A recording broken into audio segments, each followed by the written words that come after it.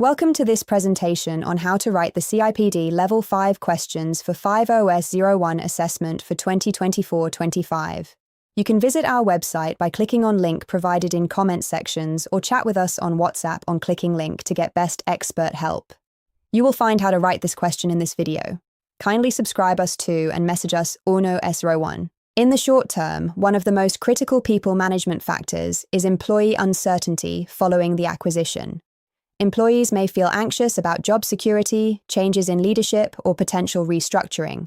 This can impact morale, productivity, and retention. Therefore, it is essential to implement a clear and transparent communication strategy that keeps employees informed about what is happening and what to expect. Leadership visibility is equally important. Senior leaders should actively engage with employees through town halls, Q&A sessions, and regular updates. This helps build trust and reduces misinformation.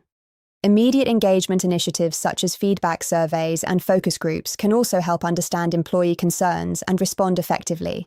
Addressing uncertainty early will stabilize the workforce and maintain operational continuity during the transition period. Another key short-term factor is managing cultural differences between the UK workforce and the incoming Japanese management team. Differences in communication styles, decision-making approaches, and attitudes toward hierarchy can create misunderstandings and friction. For example, Japanese business culture often emphasizes consensus and hierarchy, while UK employees may be more accustomed to direct communication and autonomy. Without proper preparation, these differences can impact teamwork and efficiency. Therefore, it is crucial to introduce cultural awareness training early in the transition process. This training should help employees understand each other's working styles and expectations. Encouraging open dialogue and mutual respect will also be important. By proactively addressing cultural integration, the organization can avoid conflicts and create a more cohesive and collaborative work environment during this critical transition period. The takeover may increase the risk of losing key talent, especially high-performing employees who may feel uncertain about their future in the organization. Competitors may also attempt to attract skilled employees during this period of instability. Therefore, talent retention becomes a critical short-term priority. The organization should identify key roles and individuals and implement targeted retention strategies such as retention bonuses, recognition programs, and clear communication about future career opportunities.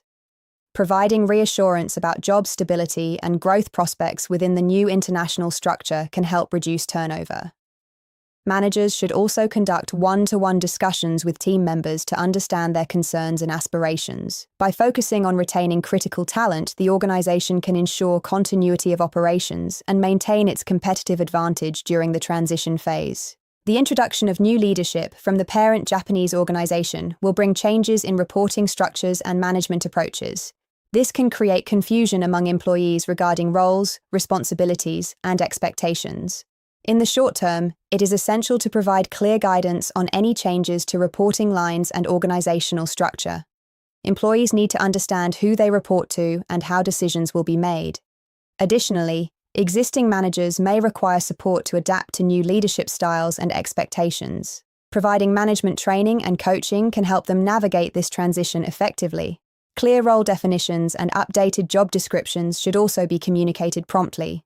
Ensuring clarity and consistency in leadership and reporting structures will help maintain productivity and reduce disruption during the early stages of the organizational change. Finally, the expansion of the people management team and alignment with the parent company's HR practices is a significant short-term factor. As the organization becomes part of a global corporation, HR processes, policies, and systems will need to align with international standards while remaining compliant with UK employment law. This may include changes in performance management, reward systems, and employee relations practices. The immediate priority is to build HR team capacity and ensure that team members are equipped with the knowledge and skills required to operate in an international context. Short-term training programs focusing on global HR practices and cross-cultural management will be essential. Additionally, ensuring compliance with both UK and international regulations will reduce legal risks. Strengthening HR capability early will support a smoother transition and enable effective people management throughout the change process.